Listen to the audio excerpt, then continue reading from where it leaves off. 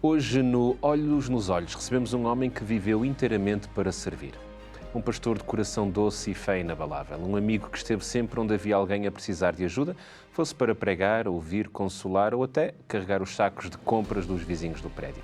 Daniel Luís Calvelas Vicente nasceu a 7 de setembro de 1959, em Lisboa, e cresceu numa casa cheia de irmãos. Casou-se aos 22 anos com Ana Isabel dos Santos Pereira Calvelas Vicente. Tiveram 2 filhos, André e o Joel, e hoje são também avós. Em criança sonhava ser professor e Deus, com o seu sentido de humor, cumpriu de uma forma diferente. Ele formou-se em Teologia na Faculdade Adventista de Collonges, em França, em 1988, e mais tarde aprofundou os estudos em Educação e Orientação Familiar. Foi ordenado ao ministério a 30 de setembro de 1995 e a sua primeira nomeação pastoral foi em Ponte de Sor. Desde então, o seu percurso abrangeu quase todo o mapa da Igreja Adventista em Portugal, servindo ainda como tesoureiro da União Portuguesa e ainda como responsável do Departamento de Mordomia, da Associação Ministerial, entre muitas outras funções. Homem de fé profunda, coração simples e espírito brincalhão, hoje vamos conhecer o lado humano do pastor que aprendeu a transformar cada desafio numa oportunidade de confiar mais no Senhor.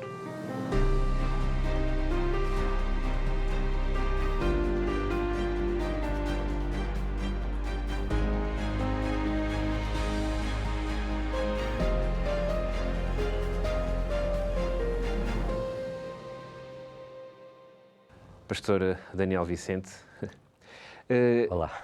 Esta frase final que eu acabei de ler corresponde quase ao resumo da sua vida, aproveitar cada desafio para fortalecer ainda mais a sua fé.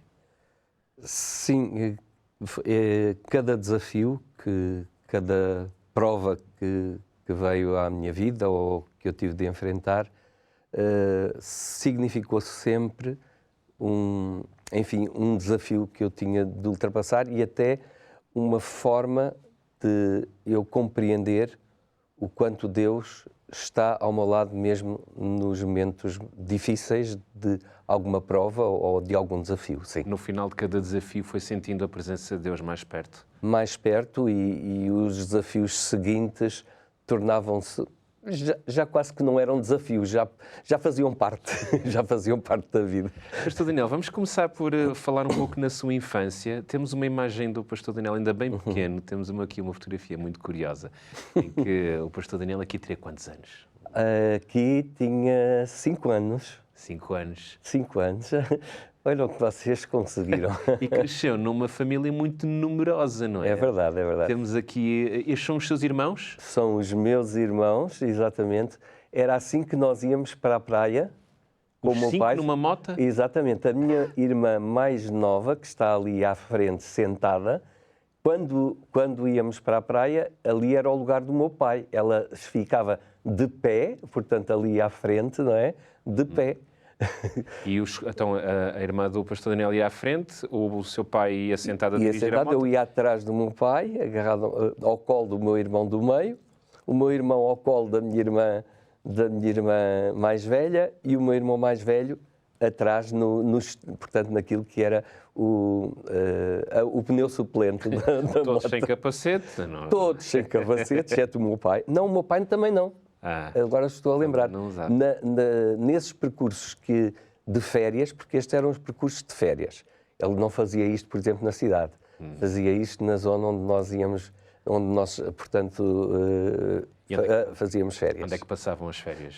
Aqui relativamente perto, portanto, na zona de Morlinho, Carrascal, aqui na zona de Sintra, onde vocês têm os estúdios. Porque vocês eram todos de Lisboa, cresceram em Lisboa? Nós éramos todos de Lisboa, crescemos em Lisboa. E o meu pai trabalhava em Albarraque. E, portanto, o seu meio de transporte para chegar ao trabalho era aquela mota, uma Enkel. E ele apercebeu-se que deixar a minha mãe com 5 filhos, quando estávamos de férias, nas férias grandes, que era uma trabalheira desgraçada, e ainda para mais controlar o que é que eles faziam durante essas férias, então, de uma maneira estratégica, ele trazia-nos para a zona ali de Morlim, perto já das praias da zona de Sintra, e assim nós podíamos ter espaço à vontade para andar de bicicleta, para correr, para saltar, para fazermos milhentas coisas. Como as casas naquela altura, nessa zona, eram, portanto, um preço irrisório, não é? Não haviam outras pessoas a passarem férias senão a nossa família naquela zona, e as pessoas achavam muito engraçada, aquela família cheia de meninos, a minha mãe a cuidar daquela gente toda, e o meu pai aproveitava-se para, portanto, como o gasto era o mesmo, ele tanto fazia de quilometragem de Morlinho para Albarraque como de Albarraque para Lisboa, para a zona onde nós morávamos, e assim ele estava tranquilo, a minha mãe também, e ainda poupavam uns tostões. Quando eu hoje penso nisso, ainda poupavam uns tostões, porque depois nós íamos apanhar feijão verde com as outras pessoas, tomate, depois elas davam para nós levarmos para casa e a minha mãe lá fazia os petiscos dela. Quantos irmãos é que eram, então? Nós éramos 5. 5? E quantas raparigas? 2 raparigas. 2 raparigas e 3 rapazes. A minha mãe teve mais uma menina antes de mim, mas que morreu. Temos ainda mais uma imagem do pastor Daniel que gostava que pudéssemos ver, que aqui já é um bocadinho mais velho. Sim. Aqui tenho 18 anos. 18 anos. Aqui tenho 18 anos. muito. Esta foto é de...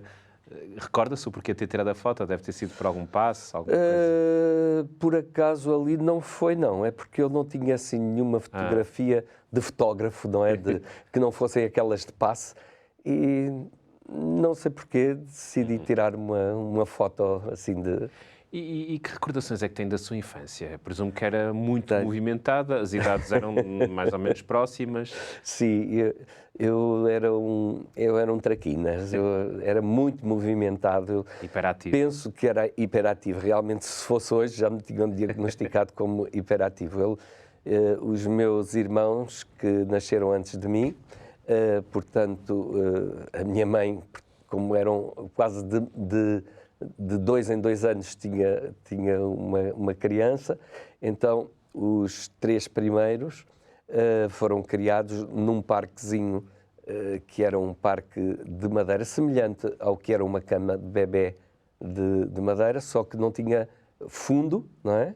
E depois tinha uma pequena altura, portanto, por baixo, e os meus 3 irmãos foram mais velhos, foram criados ali, portanto, quando a minha mãe estava a cuidar de um, tinha que ter os outros ali dentro, porque senão aquilo não era muito difícil de controlar. Só que no meu caso não deu resultado, porque quando me puseram no parque, eu descobri que metendo a cabeça por debaixo, forçando e levantava e passava. Então o meu pai teve que fazer tipo tenda, agarrar portanto, com umas amarras ali o parque para que eu não saísse quando não era necessário. Cresceu numa família abastada, porque não. Vivia na capital, Vivia na zona de Benfica, sim. Vivia na zona de Benfica. O meu pai era um operário, não era uma família abastada, era a família de um operário, mas que uma família que controlava muito as despesas, e o meu pai era uma pessoa muito organizada. Eu lembro com 12 anos, por aí por 12 anos, eu recebi, portanto, um prémio de 100 escudos, naquela altura era muito dinheiro, e o meu pai voltou-se para mim e disse-me: olha, filho, este dinheiro, tu deves fazer uma poupança. Mas eu gostava de comprar isto e gostava de comprar aquilo. O meu pai disse: ok, olha, mas não sejas como o homem de bronze, que ganha 10 e gasta 11. Isto nunca mais saiu da minha cabeça. Está bem, mas aquilo que eu queria comprar até não gastava mais que os 100. Pois, mas gasta só 80, porque nunca sabes quando vais precisar dos 20 que ficaram de lado. E manteve esse princípio a vida toda? Ainda hoje é assim? Ainda hoje sou assim. Ainda hoje sou assim. Deus abençoa-me ricamente na forma como eu faço a gestão do meu dinheiro. Só durante ali uma fase da adolescência é que não foi assim. Quando eu deixei de ter Deus no controle da minha vida, não foi assim, não. E que período foi esse na adolescência? Não é um período que eu me orgulho muito, foi o período entre os 14 anos e os 19 anos. Foi um período assim bastante conturbado, de menino rebelde, portanto essa energia que eu tinha e que até ali tinha sido bem orientada pelos meus pais, eles conseguiam orientar-me muito bem. Eu dou muito valor àquilo que os meus pais fizeram por mim naquela altura. Os meus pais eram evangélicos, frequentavam a igreja presbiteriana e eram ativos na igreja presbiteriana. A infância do pastor Daniel Vicente foi já com uma carga de religiosidade, espiritualidade? Foi. Era natural? O primeiro livro que eu tive foi uma Bíblia. Os meus pais ofereceram-me no Natal uma Bíblia, assim que eu aprendi a ler, com 6 anos, eles ofereceram-me uma Bíblia. Ainda tenho essa Bíblia como recordação, que durante essa fase, a partir dos 14 anos, desapareceu, mas consegui recuperá-la depois. Mas o que aconteceu foi uma revolta? Foi uma afirmação. Ou seja, naquele período entre os 14 e os 19, 18, no fundo, a adolescência, não é? Adolescência, sim. O que é que queria ser uma coisa que não era? O que é que a afirmação era um pouco isso, a afirmação. Como o meu pai era um pai de rédea muito curta e achava que controlava tudo, nessa altura ele tinha tido uma dificuldade com a minha irmã mais velha e eu fiquei um pouquinho revoltado com essa situação, um pouquinho consciente. Conscientemente era pouquinho. Inconscientemente era muito grande, porque eu senti isso durante o resto quase da minha vida. Foi muito pouco antes do meu pai falecer que eu consegui resolver essa questão. Portanto, aquilo era: tu pensas que me controlas, pensas que sabes quem eu sou, mas eu não sou nada daquilo que tu achas que eu sou. Foi um pouco esse aspecto. E depois o que é que acontece aos 19 anos? Aos 19 anos, precisamente porque aos 19 eu tomo consciência da gravidade do percurso que eu tinha tomado. E quando eu tomo consciência, acredito que pela ação do Espírito Santo, que trabalhou ali comigo bastante, porque eu não frequentava a igreja, já tinha deixado de orar. Foi a última coisa que eu fiz, foi deixar de orar. Mas nunca deixou de acreditar em Deus? Não, nunca deixei de acreditar em Deus. Mas no grupo em que eu vivia, portanto, eu trabalhava das 11 da manhã às 10 da noite.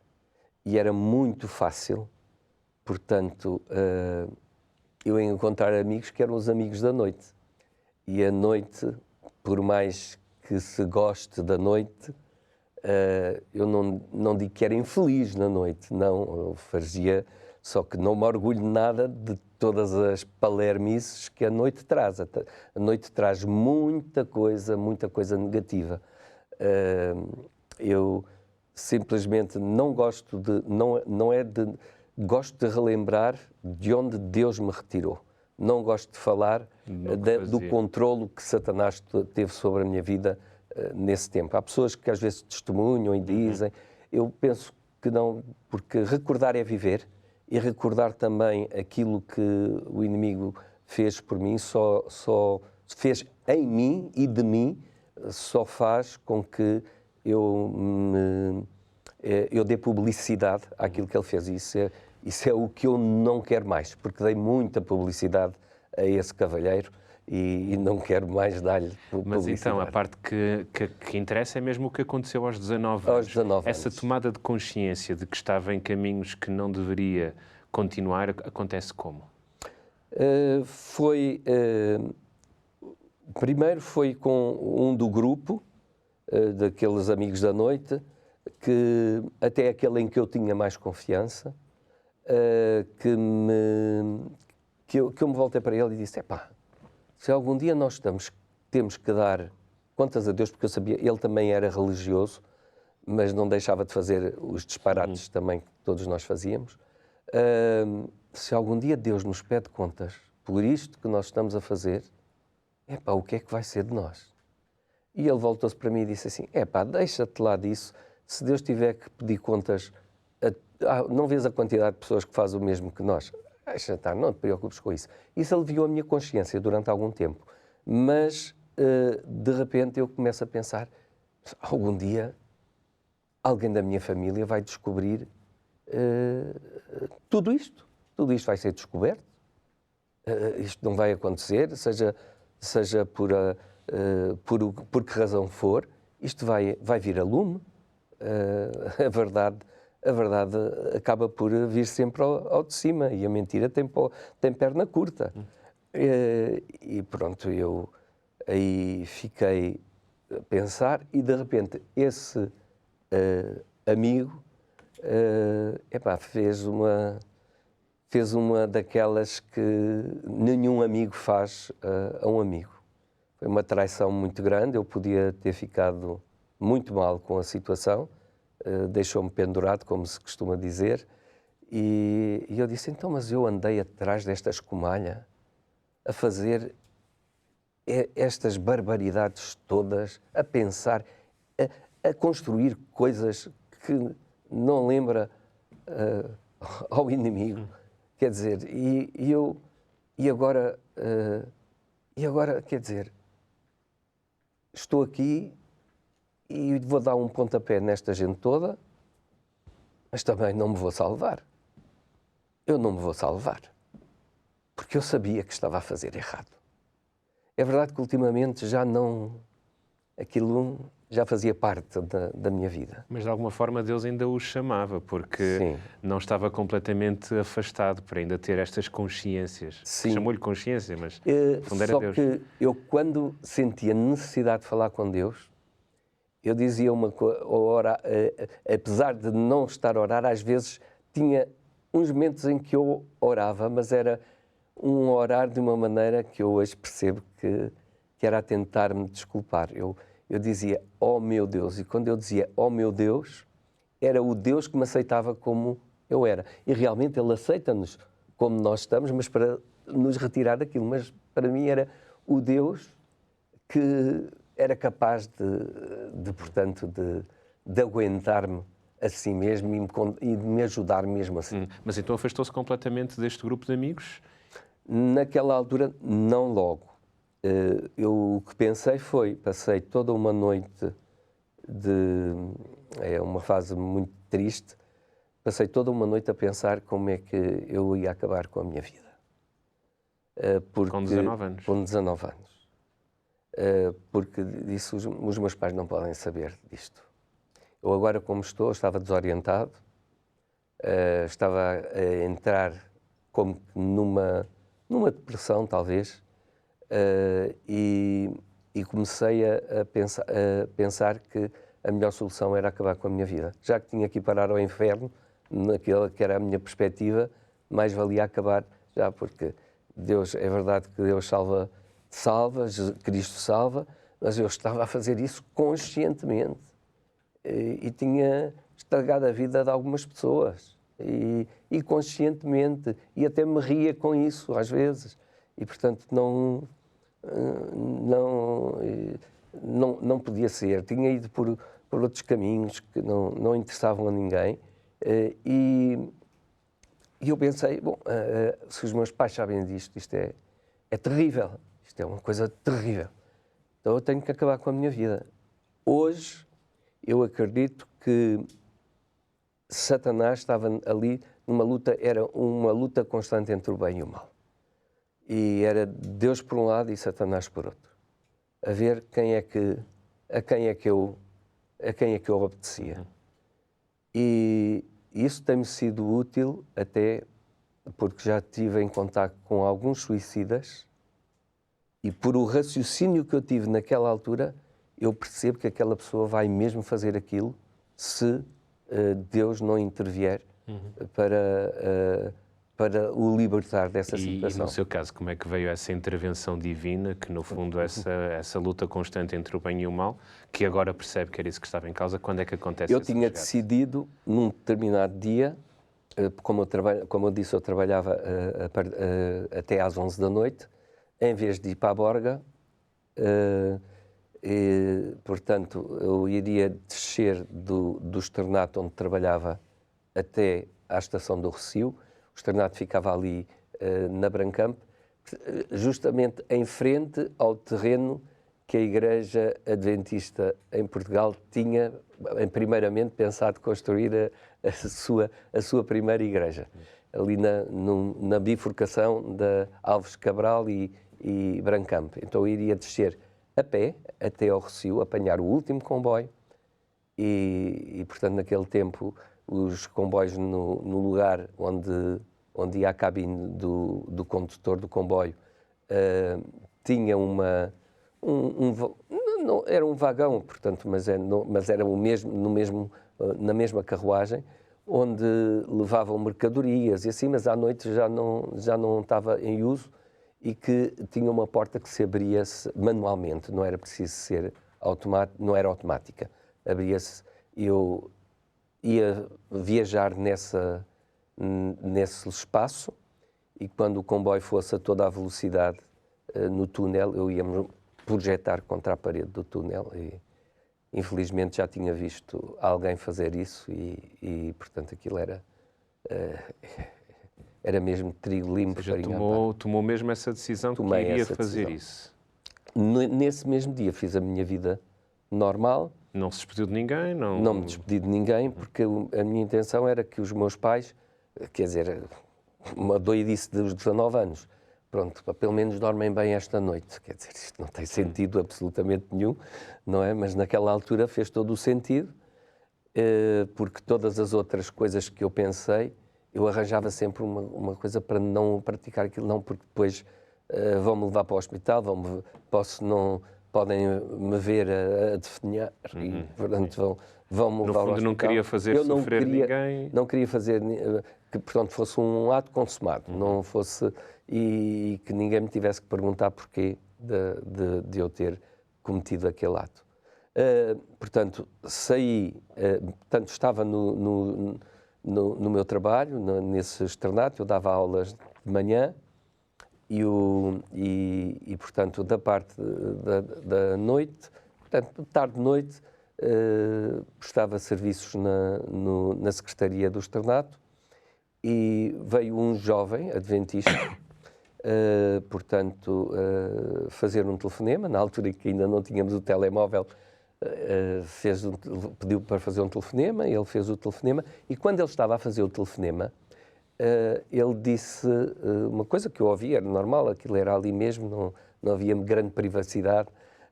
Mãe, então, mas quando saís da igreja, se eu não estiver na igreja, vai para casa porque eu depois vou ter contigo a casa.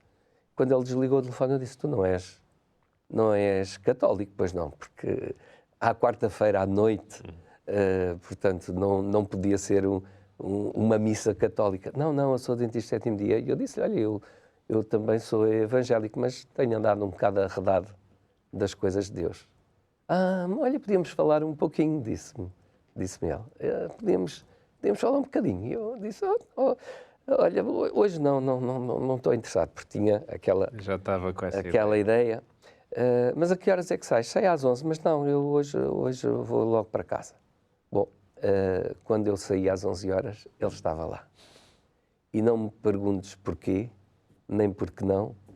A verdade é que eu abri completamente o meu coração àquele jovem que eu conhecia de ser aluno do externato, não conhecia de lado nenhum, que sabia que era um carente em Jesus Cristo, porque era um adventista de sétimo dia, e abri-lhe o meu coração. E quando lhe abri o meu coração, ele voltou-se para mim e disse, olha, Daniel, aquilo que tu me estás a contar para Deus é tão grave como duas irmãs que eu tenho lá na igreja e que ao sábado de manhã põe-se uma de um lado da entrada da sala de culto e outra do outro lado e olham uma para a outra e dizem, olha o comprimento da saia daquela que hoje trouxe para a igreja. Olha aquele como veio vestido para a igreja. Olha aquele bebê que faz tanto barulho. Aquela mãe que tem... Bom, cuidado. Olha, eu estou a orar muito por elas, porque elas precisam das minhas orações e eu vou orar por ti. Porque para Deus é a mesma coisa. E olha, vou-te dizer mais uma coisa. Há uma escritora cristã americana que escreveu o seguinte. Num dos seus livros ela diz: ninguém desceu tão fundo, ninguém foi tão baixo que o sangue de Jesus Cristo não o possa purificar e limpar toda a culpa. E aquilo foi o peso que eu tinha nas minhas costas, o mundo que ia nas minhas costas. Eu de repente disse: mas como é que isto desapareceu de um momento para o outro? Mas Deus ainda me ama. Deus, apesar da lama por onde eu andei, do chiqueiro onde eu andei, mas Ele ainda me ama. E foi nessa noite que fez toda a diferença. Fez toda a diferença. Ou seja, aquela que poderia ser a última noite da sua vida, na verdade acabou por ser um novo Tornou-se nascimento. a primeira noite do resto da minha vida. Pastor Daniel, vamos fazer o nosso primeiro intervalo no Olhos dos Olhos de hoje e voltamos já a seguir. TV Novo Tempo, o canal da família, o canal da esperança.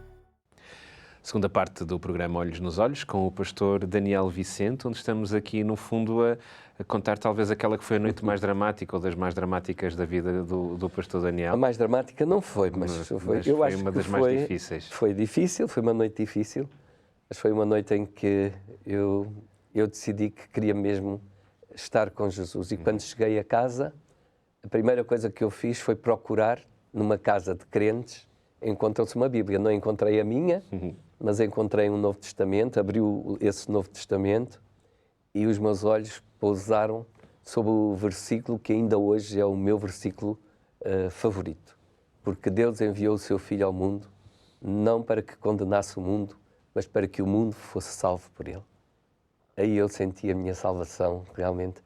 Então Deus não me quer condenar, Deus não quer que eu morra, nem me quer lançar para a chama do inferno, que era assim que eu acreditava naquela altura. Bom, seria sempre, não é? A última, enfim, na ressurreição seria o fogo do inferno, a destruição. E depois esse jovem adventista convidou a frequentar uma igreja adventista do sétimo dia? Não foi exatamente assim. Ele tinha-me dito, quando nós nos despedimos, ele disse-me: olha, eu não me vou preocupar contigo, perdão, eu vou me preocupar contigo, mas não te vou aborrecer. Isto foi muito importante. Para um evangélico, isto é muito importante, porque nós estamos convencidos de, pelo menos no ramo em que eu estava, calvinista, portanto, que a pessoa ou está perdida ou está salva. Portanto, não vale a pena estar ir para esta igreja ou para aquela ou para a outra, porque salvo em Cristo, salvo está. Ou perdido está.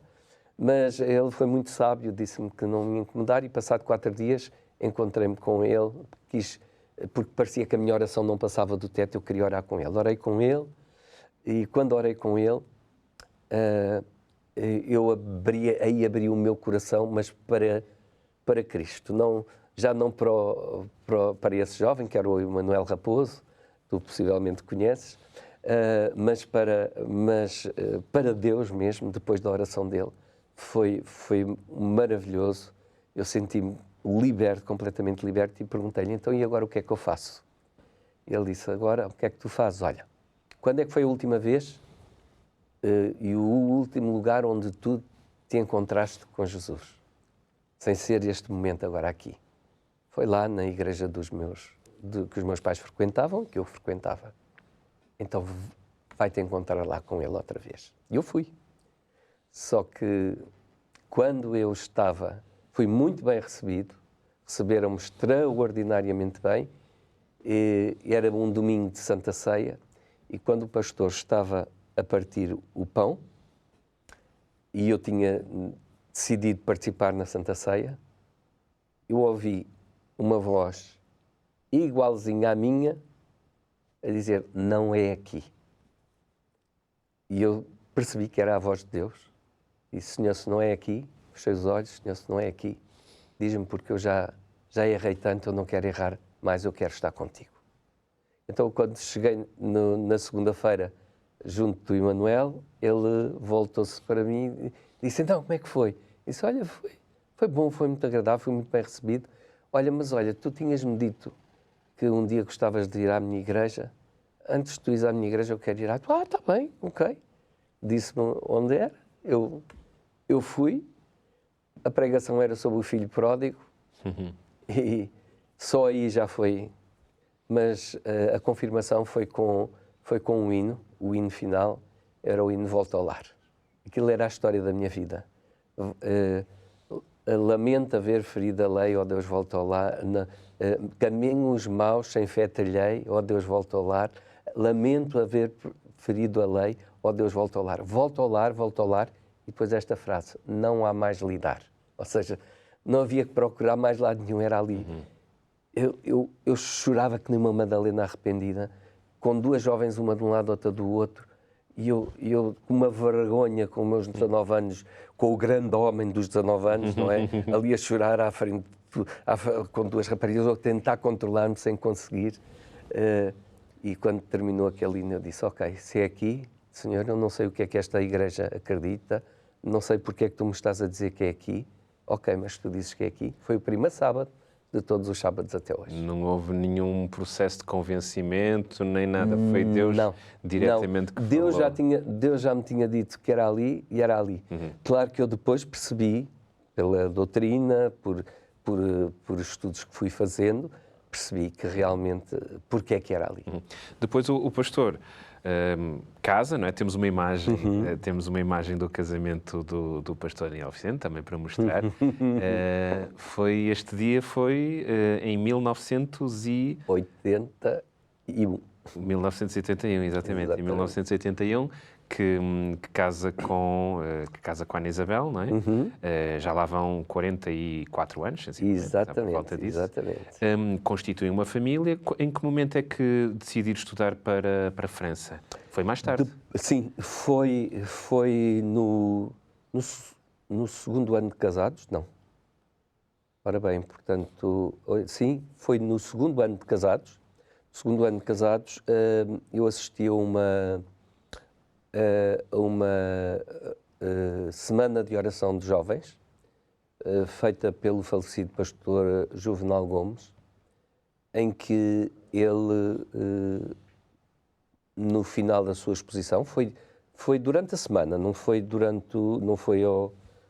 num sábado, foi durante a semana, e ele fez o apelo para que um jovem que quisesse dedicar a sua vida ao Senhor, fosse como pastor, como professor. E já pensava nisso na altura ou já era uma vontade que tinha? Já havia cá uma sementezinha. E quando ele disse isso, eu senti que era o chamado de Deus. E a Ana não tinha ido a essa reunião porque estava grávida da nossa filha mais velha. E eu então cheguei a casa e disse à Ana, sabes, em oração, hoje na reunião, eu disse a Deus que se Ele queria que eu dedicasse a minha vida ao serviço dEle, como pastor, que eu ia obedecer. O que é que tu achas? E a Ana disse logo, se essa é a vontade de Deus para ti, se achas que é Deus que te está a dizer, eu casei contigo para estarmos juntos, vamos juntos nessa. E até hoje. É nesta altura também que estão na França, não é? Que nasce a Andreia. Quer dizer, a Andreia nasce antes, Andreia nasceu, o Joel é que nasceu lá. O Joel é que nasceu em França, exatamente. Quando nós falamos no Joel é sempre muito complicado para o pastor falar no Joel. Não, hoje em dia já não. Graças a Deus não. Não tenho, há muito boas. Hoje centro-me mais nas recordações. A saudade é imensa, cada vez é maior. Aquilo que as pessoas dizem que o tempo cura tudo, não. O tempo pode ajudar a cicatrizar as coisas, mas a cicatriz está lá. Não é? Eu tenho cicatrizes de criança, não é? Ter agarrado um plástico a arder, não é? E às vezes ainda dói, ainda faz aqui confusão, mas a cicatriz está cá. Às vezes dói mais, há uns dias. Por exemplo, o mês de agosto e o mês de setembro são sempre meses difíceis para mim e para a Ana ainda mais do que para mim, pelo menos na maneira de viver essa situação, mas graças a Deus eu cada vez estou mais convencido que aquilo que a Bíblia diz acerca da morte, do sono da morte, e a melhor imagem que agora então me apaziguou mais foi que Deus me deu de um bebê, nós estamos nos braços de Deus, como um bebê, a dormir. Quando morremos, e quando nós temos um bebê, não é, olhamos para ele com uma ternura, e só de pensar a ternura com que Jesus olha para o Joel, enquanto ele está a dormir nos seus braços até à manhã da ressurreição, para mim. Temos também uma imagem quer da Andreia, quer do Joel, eles mais novinhos. E vocês conseguiram coisas Esta impecáveis. terá sido no anos 80, aqui certamente. foi nos anos 80, foi em 88, sim, em 88. 88, 89. E temos aqui uma imagem também, já com a família já um bocadinho mais velha. Sim, né? Esta sim, aqui sim. já... Aqui já a Andréa era casada, está ali, portanto isto foi o meu genro que tirou a fotografia, por isso ele não está na fotografia. Isto foi que é Figueira da Foz? Figueira da Foz, exatamente, é Figueira da Foz, é na Baía da Figueira, sim. Para aqueles que nos estão a ver o programa, parece-me também, pronto, o pastor falará naquilo que achar que é mais importante, mas para esta dor da perda de um filho, não é? Dizem sempre que é a dor mais lacinante que existe. A Não, dor isso não há dúvida. Não há dúvida nenhuma disso. Não há dúvida nenhuma. Já passei por coisas muito duras, nenhuma tão dura quanto essa. Por isso é que há bocadinho, quando eu lhe dizia que terá sido a noite mais difícil da sua vida, e depois corrigi, e aliás foi o próprio pastor que me corrigiu a dizer que não foi a noite mais difícil da sua vida. Não. A noite da morte do Joel foi, sem dúvida, a noite mais difícil da minha vida, seguida de muitas outras noites, difíceis. Recorda-se desse período, ou seja, para aqueles que não conhecem a história em pormenor, o Joel estudava no estrangeiro, O Joel estava a estudar na Argentina, numa universidade adventista, na Universidade de La Plata, e um sábado de manhã... E ele tinha 30... Não, 21 anos. E num sábado de manhã ele foi assistir a um serviço de culto das comemorações dos 100 anos da chegada do Adventismo àquele lugar, e quando vinha portanto, da escola sabatina para o refeitório, foi colhido por uma moto que vinha a grande velocidade, quebrou-lhe os dois ossos longos das pernas, portanto, tíbio e perónio das duas pernas. Houve uma mistura do sangue com a gordura do osso, que provocou uma embolia gorda, e em 8 dias ele... Mas vocês não perceberam isso, ou seja, no início não havia uma certeza de que era algo assim? Não, inicialmente não. Agora, a dificuldade foi que, portanto, só havia duas coisas a fazer, que era ou cortar-lhe logo as pernas, portanto, com a probabilidade de ele ficar, portanto, sem as duas pernas, para que não houvesse essa mistura. Não haveria segurança sequer se que isso resultasse, porque o tempo que demorou entre a assistência e portanto, a tomada de decisão, não houve nenhum médico que sugerisse isso. Então, nós pensávamos que ele iria ser operado para colocar os ossos no lugar. O médico explicou-nos a intervenção via telefónica, portanto, seria pôr um ferro por dentro dos dois ossos, não é? E portanto, unir novamente os ossos, e depois o perónio seria com uma chapa, de um e do outro. Nós saímos, isto foi um sábado, nós saímos de Portugal no domingo, rumo à Argentina, para estarmos com ele na segunda-feira, quando ele fosse operado. Só que quando chegámos, a embolia gorda já se tinha produzido, o Joel já estava sedado para ter para estar em coma induzido, porque aquilo, a dor era muito grande, não é? Ele tinha que ter, e teve assim 7 dias, em que foram os dias em que eu me senti mais perto de Jesus, que é Deus muito presente em nós, nas pessoas que ali estavam, nas pessoas que nos rodearam. Mas 8 dias depois, portanto um sábado à noite, ele faleceu. Não chegaram então a falar com ele não estava consciente? Consciente não, falávamos com ele, mas não sabemos o que é que ele... Na altura houve uma grande comunidade de oração aqui, até porque na altura o pastor era também o tesoureiro, em muitas fazia partes parte do da mundo. administração aqui Sim, em muitas partes do mundo. E todo o país conheceu esse caso, e muitos agora que nos estão a ver até recordar-se-ão desse caso. E sentiu mesmo o poder da oração num momento tão difícil? Senti sem dúvida que sim, sem dúvida que sim. E se não fosse esse poder da oração, teria sido muito, mas muito difícil ultrapassar isto. Eu compreendo porque é que há pais que nunca ultrapassam isto. Compreendo perfeitamente. Sem Deus acho que é impossível.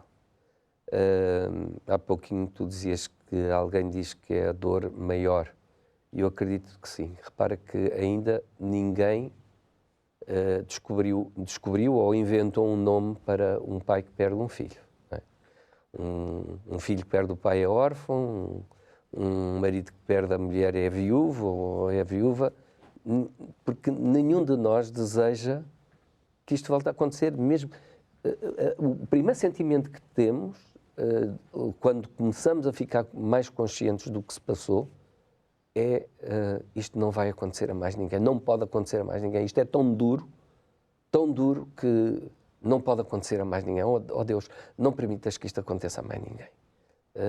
É essa a sensação. É não querer que ninguém mais passe por aquilo. Já que nós tivemos que passar, pronto, nós passamos, ok, estás aqui connosco, mas por favor, não deixes que mais ninguém passe por isto. E claro que cada um vive cada um vive de forma diferente, mas quanto tempo é que demorou mais ou menos entre esse momento da perda do filho e a tomada da consciência da perda do filho? Acredito que demora bastante tempo. Demora tempo. No meu caso foram, ora, eu posso fazer o cálculo, foram 2 anos. Foram 2 anos que Deus resolveu numa noite, porque eu conseguia lidar com isso exteriormente, e mesmo porque eu sou uma pessoa que estou feliz com a vida, pronto, estou feliz com aquilo que Deus me dá. Normalmente sou uma pessoa alegre, uma pessoa grata, no fundo. E alegre, sou uma pessoa que me sinto muito feliz com a vida que tenho, sinto-me feliz. Claro que não me sinto feliz com as coisas que me acontecem, mas isso não me... A minha mãe dizia muitas vezes, Daniel, Deus tem mais para nos dar do que o diabo para nos tirar. Quando eu era miúdo, ela dizia isso e é verdade. Portanto, mesmo quando isto aconteceu, foi uma coisa que eu disse logo. Deus já me tinha preparado, porque a Ana já tinha tido um cancro e nessa altura eu revoltei-me muito contra Deus, dessa vez. Mas tive uma experiência que, pronto, que agora se calhar não dá para hoje estar aqui a contar, mas eu fiquei, pronto, eu disse, Senhor, aconteça o que acontecer na minha vida, eu nunca mais duvido do teu amor. Porque naquela altura do cancro da Ana eu duvidei que Deus, mas como é que, se tu me amas, como é que isto me está a acontecer? E depois, quando foi do Joel, eu tinha essa presente, portanto, em relação a Deus, estava tudo resolvido. Ou seja, essa promessa estava cumprida porque nunca duvidou do amor de Deus, mesmo com a perda de um filho. Não duvidei. Acredito que Deus, com o que tinha em mãos, fez o melhor que tinha a fazer. Não aquilo que ele queria fazer, mas com o que ele tinha nas mãos, com tudo aquilo que ele conhecia de prós e contras, tomou a melhor decisão e de tomar a vida do Joel, e eu sou grato a Deus por isso. Aquilo demorou 2 anos e eu estava a dizer da alegria que eu sentia essa a alegria que eu transparecia, mas que eu não tinha, interior.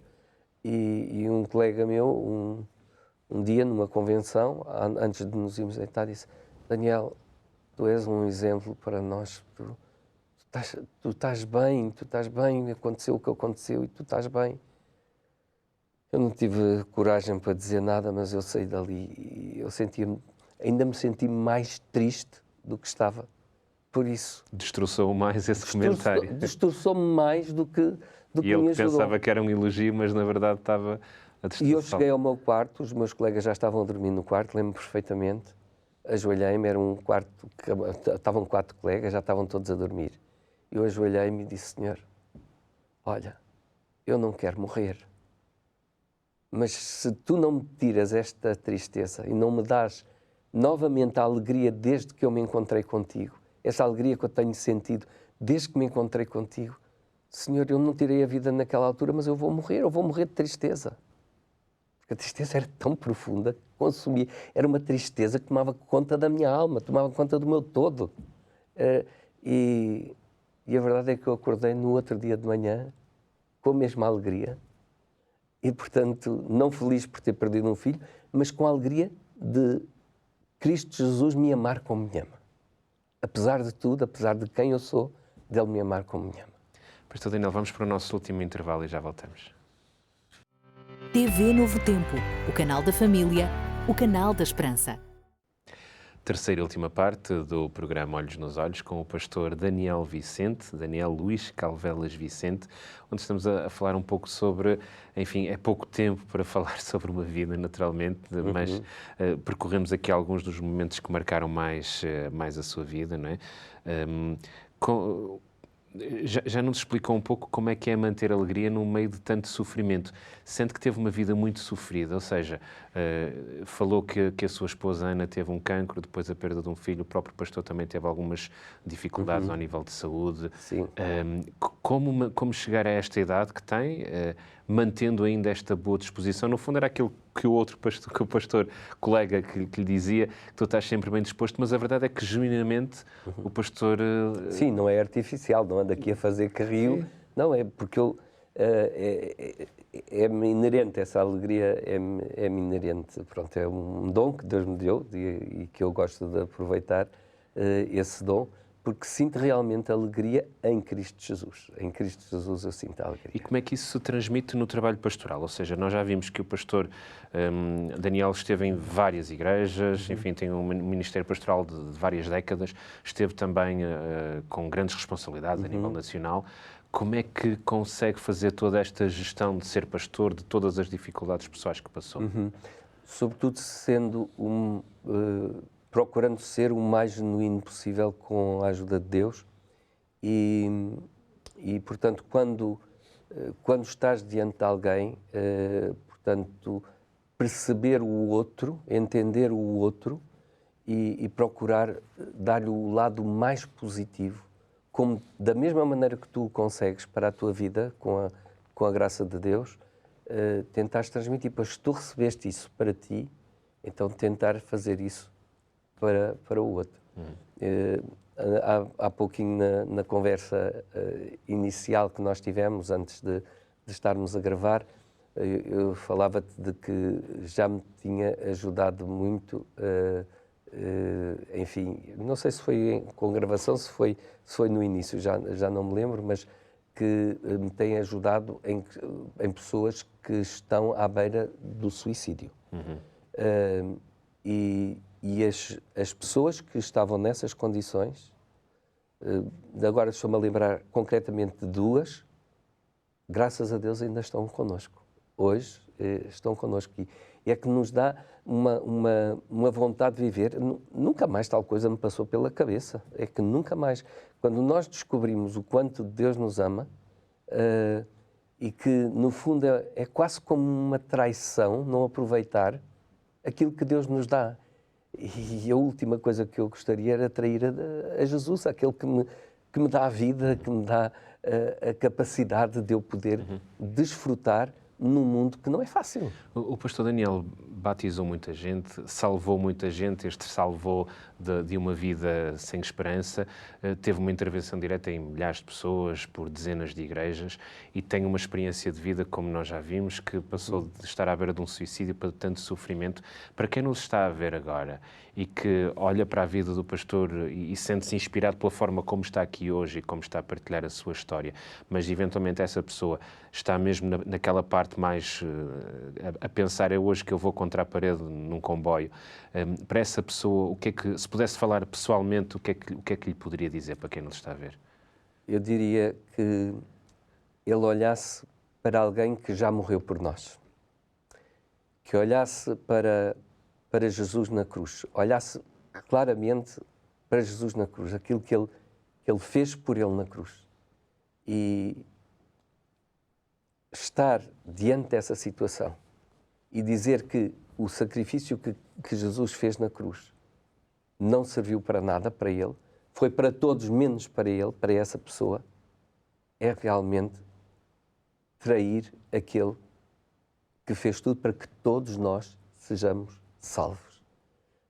Por isso, não vale a pena acabar com uma esperança que ele teve ao levar aquela cruz e ao deixar-se cravar naquela cruz, para que nós não tenhamos, senão, vida e vida em abundância. Há um que lá mete os pés à porta e arromba a porta e depois vem para matar, para destruir, para roubar. Ok, se ele quer roubar, que roube, mas não a vida. Destruir, não, isso não.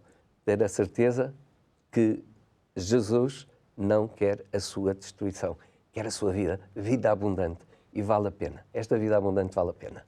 E agora, quando o pastor Daniel olha para trás, quando olha para aquele jovem de 19 anos, tudo aquilo que fez e que estava a viver, quando olha para o pastor Daniel e todas as fases da sua vida, qual é que, a esta distância, qual é que interpreta que terá sido o plano de Deus para a sua vida, olhando agora nesta retrospectiva? Olha, eu acredito que o plano de Deus para a minha vida foi o mostrar-me que dentro daquele Daniel que eu não gostava e que eu queria acabar com ele contra a parede do túnel do Rossio, havia um Daniel que ele estava a construir. Não sei se o bem que Deus fez através de mim a outras pessoas foi melhor do que o bem que Ele me tem feito com o bem que eu tenho feito às outras pessoas e sempre que posso ajudar outros. E esse foi o plano de Deus, mostrar-me que Ele tinha algo muito melhor para mim do que a morte. A vida, esta vida, e a vida que Ele tem reservado para cada um de nós, a vida eterna, vale a pena, vale a pena. Com todas as contrariedades, com todas as dificuldades, mas por trás das nuvens negras está o sol. E depois de uma noite atribulada, vem uma manhã radiosa. E isso é o mais importante. E quais são as suas perspectivas agora? O que é que ambiciona no sentido positivo? O que é que sonha? Olha, sabes o que é que eu sonho? O cumprimento da profecia de Joel 2:28. Que as nossas crianças profetizem para que nós, que já começamos a entrar numa idade que perdemos os sonhos, voltemos a sonhar, porque é isso que a profecia diz. E eu acredito que esse tempo, eu posso viver esse tempo de sonhar ainda, porque chega um momento que a gente, enfim, deixa de ter grandes ilusões. E eu estou a começar a entrar nessa fase e eu prefiro voltar a ter sonhos. Portanto, eu acredito nessa profecia, porque como em todas as outras, e nos últimos dias as crianças profetizarão, e o facto delas profetizarem e dos jovens terem visões, quer dizer, normalmente as crianças é que sonham ser grandes, não é? Os jovens é que sonham ter uma vida adulta tranquila. Deus inverteu ali as coisas, diz, os jovens terão visões, as crianças terão sonhos, e isso vai fazer, as crianças profetizarão, e isso vai fazer com que nós tenhamos sonhos. Eu quero ter sonhos. É muito interessante essa visão. Pastor Daniel, a última pergunta que faço aqui na nossa conversa tão agradável, que é, como é que gostaria de ser lembrado por todas as pessoas que o acompanharam ao longo do seu ministério, ao longo da sua vida, os seus familiares, muitos não adventistas, presbiterianos, como é que gostaria que pensassem no pastor Daniel Vicente, numa frase, em 2 frases, como entender? Talvez como tenho sentido que eles sentem. Se fosse, por exemplo, a laje de uma tumba que fosse, aqui está um amigo. Porque eu sinto que tenho o privilégio de ter muitos amigos. E também eu tenho feito o possível que Deus me tem proporcionado de ser um amigo. E gosto de ser amigo. Por isso que me recordassem como um amigo que tem um amigo maior, que é amigo deles. Pastor Daniel, muito obrigado por esta, no fundo, pela inspiração que é a sua vida e por todos os momentos que testemunham aqui connosco e também com os nossos Eu telespectadores. também agradeço muito esta oportunidade. Recordar é viver e fizeste-me viver muitas coisas bonitas da minha vida e a maneira como Deus me tem conduzido até aqui. E obrigado pela vida que teve. Obrigado, pastor. Obrigado.